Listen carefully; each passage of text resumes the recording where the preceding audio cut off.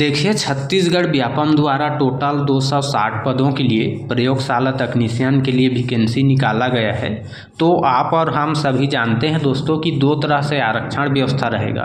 एक तो जातिगत आरक्षण व्यवस्था रहेगा और दूसरा रहेगा महिला आरक्षण। तो इस तरह के दो आरक्षण व्यवस्था रहेगा जो कि बाकी सभी परीक्षाओं में भी रहता है। तो हम यह कह सकते हैं कि जो लोग आरक्षित वर्ग के अंतर्गत आते हैं, चाहे वो महिला हो चाहे वो पुरुष हो, तो उनके बारे में हम कह सकते हैं कि उनको नौकरी मिलेगा ही, इसकी गारंटी है। भले ही किसको किसको मिलेगा इसके बारे में हम नहीं जानते, लेकिन उनके वर्ग के लोगों को नौकरी मिलेगा, ये 100% जो है गारंटी है। लेकिन जब हम सामान्य वर्ग के लोगों के बारे में बात करेंगे, जनरल वाले लोगों के बारे में बात करेंगे, तो हम कह सकते हैं कि इनको नौकरी मिल सकता है। गारंटी नहीं बोल सकते, क्योंकि जितने भी आरक्षित वर्ग हैं तो उनके पास जितना पद जो है आरक्षित मिला है वो सब पद उनके हैं। लेकिन यहाँ जनरल में जितने पद हैं वे पद भी इनके हैं। यदि ये लोग मेरिट लिस्ट के अनुसार पर ये सभी लोग जो है इसको हासिल कर लेंगे तो जनरल कैटेगरी वाले लोगों के पास एक भी पद नहीं बचेगा, शून्य हो जाएगा। यदि ऐसा हो सकता है तो, लेकिन ऐसा नहीं होता है। लेकिन जब कभी कोई व्यक्ति सभी जो है कैटेगरी के लोग मेरिट लिस्ट में जो है सबसे ज़्यादा नाम बना लेंगे, ऊपर में आ जाएंगे, तो जनरल वाले कैटेगरी के लोगों के पास एक भी पद नहीं रहेगा, क्योंकि उनको आरक्षण नहीं है, उनके पास जो है शून्य पद है। इस बात को आप पूरा समझ जाएंगे जब वीडियो को पूरा देखेंगे तो दोस्तों, आज की इस वीडियो में हम यह जानेंगे कि आरक्षण बंटवारे के बाद पुरुषों और महिलाओं तथा सामान्य वर्ग व आरक्षित वर्ग के लोगों के हिस्से में कितना कितना पद जा सकता है, आखिर मेरिट लिस्ट कैसे बनता है, आखिर क्यों सामान्य वर्ग के लोग जिनका नाम मेरिट लिस्ट में ऊपर होता है फिर भी अचानक कभी कभी उनका नाम एकदम से नीचे क्यों गिर जाता है।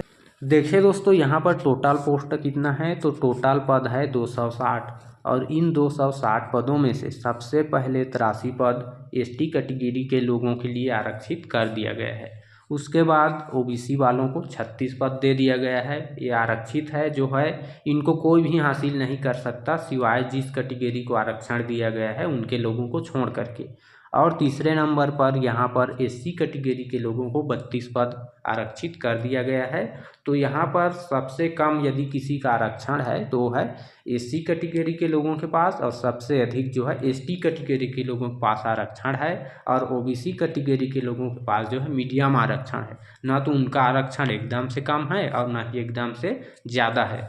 अब यहाँ पर देखिए दोस्तों, सबको हम जोड़ देते हैं, 32, 83 और 36 को और 260 से माइनस करते हैं तो कितना बचेगा, 109 पद बचेगा।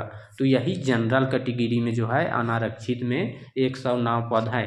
यहाँ पर आप एक बात समझिए, देखिए एससी कैटेगरी के लोगों के पास कितना पद है, 32 पद पहले से है, जो कि उनका रिजर्व है। इतना पद जो है वो लोग पहले से जीत चुके हैं।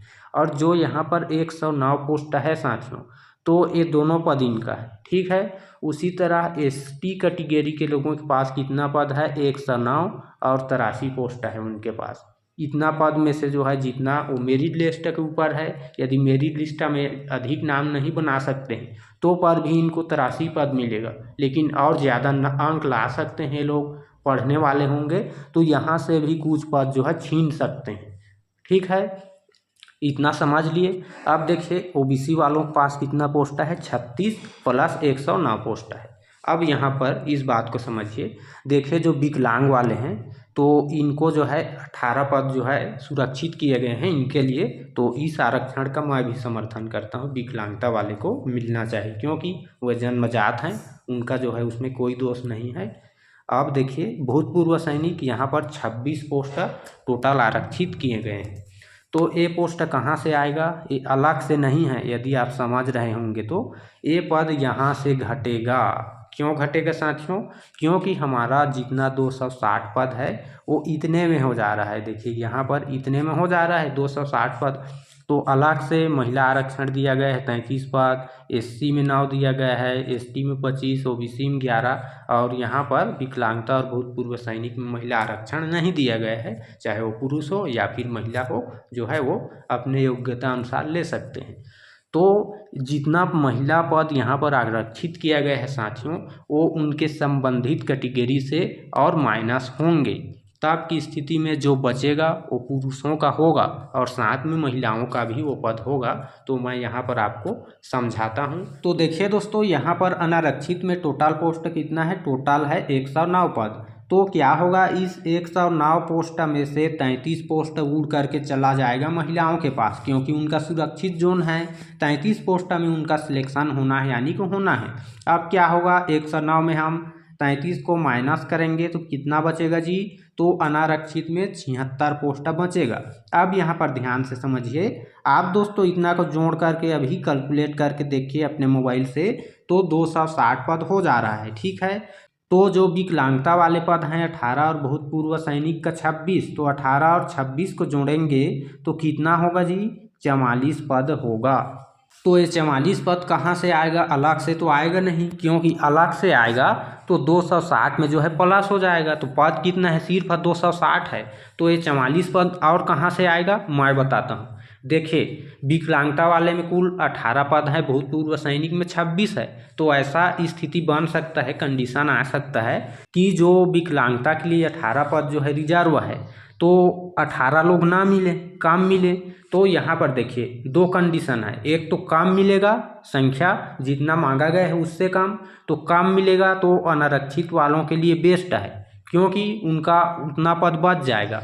अब देखिए, एससी से मान लिया जाए 2 लोग आ जाते हैं, विकलांगता या भूतपूर्व से मिलाकर के 2 लोग एसटी कैटेगरी से आ जाते हैं और 2 लोग ओबीसी तरफ से आ जाते हैं, उनके वर्ग से। उदाहरण के लिए तो कितना हो गया? 6 लोग, यानी कि 6 पद यहाँ अनारक्षित से बच गया।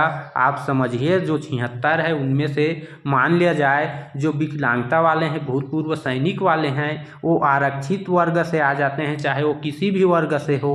तब जितना लोग जो है आरक्षित वर्ग से आएगा तो उतना पद इस अनारक्षित से बच जाएगा।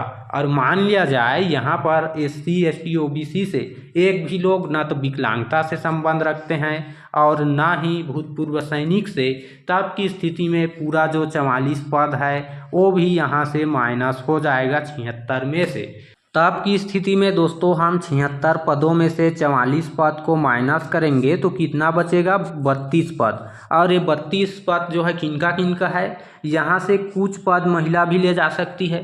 जब जनरल कैटेगरी के जो पुरुष वर्ग के अभ्यर्थी होंगे तो उससे जो लोग ज़्यादा नंबर लाएंगे उनके पास से 32 पद चला जाएगा। कुछ पद एससी के पास भी जा सकता है, कुछ पद एसटी कैटेगरी वालों के लोगों के पास जा सकता है, कुछ ओबीसी के लोगों के पास जा सकता है। तो यहाँ पर आप ध्यान से देखिए, जब नहीं भी जा रहा है, मेरिट लिस्ट में महिलाएं जो है नाम नहीं बना पा रही हैं, तब की स्थिति में भी ये 32 पद और यहाँ पर 33 पद जो कि महिलाओं के पास ज़्यादा है पहले से, और यदि नाम बना लेती हैं इधर भी मेरिट लिस्ट से, तब की स्थिति में जो है 33 से और ज़्यादा होगा। यानी कि किसी भी कंडीशन में महिलाओं का पद ज़्यादा होगा, उनका नौकरी ज़्यादा लगेगा। यहाँ पर 33 तो ऑलरेडी लग रहा है, लेकिन यहाँ से और कुछ पद जो है छीन करके ले जाती हैं पढ़ाई के दम पर, मेरिट लिस्ट के दम पर तब जो है 32 से कम ही लोगों का जो है जनरल कैटेगरी में जो है लड़कों का नौकरी मिलेगा। और यहाँ से इधर चला गया, आरक्षित वर्ग के लोग भी ले गए 2-4 पद, तब जो है 20 पद जो है मुश्किल है लड़कों के लिए लगना। तो यहाँ पर लड़कों का आरक्षण कितना है जी? 0 है, 0, एक भी पद नहीं है। और इसी 0 आरक्षण पर आजकल के जो फैशन वाली लड़की है उनको जो है हीरो चाहिए, शादी करने के लिए उनको गवर्नमेंट जॉब वाला लड़का चाहिए। तो यहाँ पर मैं इस वीडियो के माध्यम से सभी महिलाओं से बात कहना चाहता हूँ कि कभी भी उनका गवर्नमेंट जॉब में सिलेक्शन होता है तो उनको रत्ती भर भी घमंड नहीं करना चाहिए, अहंकार नहीं करना चाहिए। यदि महिला आरक्षण नहीं होता तो आज के ज़माने में कितना जो महिलाएं हैं वो गवर्नमेंट जॉब पर सिलेक्शन हो पाती, इसका अंदाज़ा आप खुद लगा सकते हो। लेकिन मैं यहाँ पर ये नहीं कहता कि महिला आरक्षण नहीं होता तब की स्थिति में एक भी महिला जॉब पर नहीं होती, ऐसा मेरा आशय नहीं है। लेकिन दोस्तों, यदि महिला आरक्षण नहीं होती तब की स्थिति में अभी महिलाओं की संख्या गवर्नमेंट जॉब में जितना है उतना जो है कभी भी नहीं रहता। ये जो है 100% सत्य है। इस बात को जो है महिला भी मानने से इनकार नहीं कर सकती कि महिला आरक्षण जो है महिलाओं को नौकरी दिलाने में, जॉब दिलाने में जो है किस हद तक कारगर है, क्या भूमिका निभाती है। तो यहाँ पर बात आती है घमंड वाली कि जो लड़की थोड़ा सा पढ़ लिख जाती है, जैसे ग्रेजुएट हो लिए, पोस्ट ग्रेजुएशन कर लिए, तो उनको क्या चाहिए, सिर्फ और सिर्फ गवर्नमेंट जॉब वाला लड़का चाहिए, जो कि ऐसा संभव नहीं है, क्योंकि महिलाओं के पास ऑलरेडी 33% आरक्षण है। उनके पास जो है 1/3 पद ऑलरेडी रिजर्व है उनके लिए। तो जो 1/3 पद में से बचेगा उनमें से कुछ पद तो महिलाएं ले जाती है फिर से मेरिट लिस्ट के दम पर, कुछ पद आरक्षित वर्ग के लड़के लोग ले जाते हैं, कुछ पद जो भूतपूर्व सैनिक और विकलांगता वाले हैं उनके पास चला जाता है। तब की स्थिति में जो है महिलाओं की जो नौकरी में संख्या होगी वही ज़्यादा होगी, महिलाओं का ही ज़्यादा होगा। तो जो है ऐसा संभव नहीं है, तो इस बात को महिलाओं को भी समझना चाहिए। और यदि गवर्नमेंट जॉब वाला ही लड़का चाहिए तो वो लोग भी रेस की शुरुआत बराबर लाइन से करें, अपना जो 33% आरक्षण है उनको बंद करवा दें और जीरो से जो है शुरुआत करें। तब जो है गवर्नमेंट जॉब का मुकाबला होगा कि ना तो महिलाओं का आरक्षण रहे और ना ही पुरुषों का आरक्षण। तब की स्थिति में ये जो गवर्नमेंट जॉब वाला मामला है शादी विवाह में वो जो है सही होगा। तो देखिए दोस्तों, यहाँ पर ये तो खैर छोड़िए, अलग बात है। तो यहाँ पर देख लीजिए, अनारक्षित में 33 घटेगा तो कितना बचेगा, 76 पोस्ट बचेगा अनारक्षित में। एससी वाले में जो 32 रिजर्वेशन है लेकिन उसमें 9 महिलाओं का घटेगा तो यहाँ पर 23 पद बचेगा एससी में। एसटी में वहीं 25 पद घटा देंगे महिलाओं का तो 58 पद बचेगा एसटी कैटेगरी के अंतर्गत। वहीं ओबीसी में 36 में से 11 घटाएंगे तो 25 पद रहेगा ओबीसी में। ठीक है, तो इतना जो है पुरुषों के लिए नहीं है, इसमें से जो है महिलाएं भी हासिल कर सकती है। तो यहाँ सबको हम जोड़ेंगे तो कितना हो रहा है, तो यहाँ पर 182 पोस्ट बच रहा है, जो कि अकेले पुरुषों के लिए नहीं है। हमेशा जो है 182 पोस्ट से जो है कम पद पर ही जो है लड़कों का सिलेक्शन होगा। और किनका, मैं सिर्फ जनरल का बात नहीं कर रहा हूँ, जनरल, एससी, एसटी, ओबीसी सभी जो 260 पद है तो उसमें से 182 पद के नीचे जो है लड़कों का सिलेक्शन होगा। और यहाँ पर जो 78 पद है उतना तो होगा ही महिलाओं का, लेकिन हमेशा जो है 78 पद से ऊपर ही होगा महिलाओं का सिलेक्शन 260 में। तो यहाँ पर जितना पोस्ट है 182, वहाँ से कुछ पोस्ट यहाँ महिलाओं के पास जा सकता है, लेकिन महिलाओं के पास से एक भी पोस्ट यहाँ पुरुषों के खाते में नहीं जा सकता। तो इस तरह जो है आरक्षण का खेल होता है।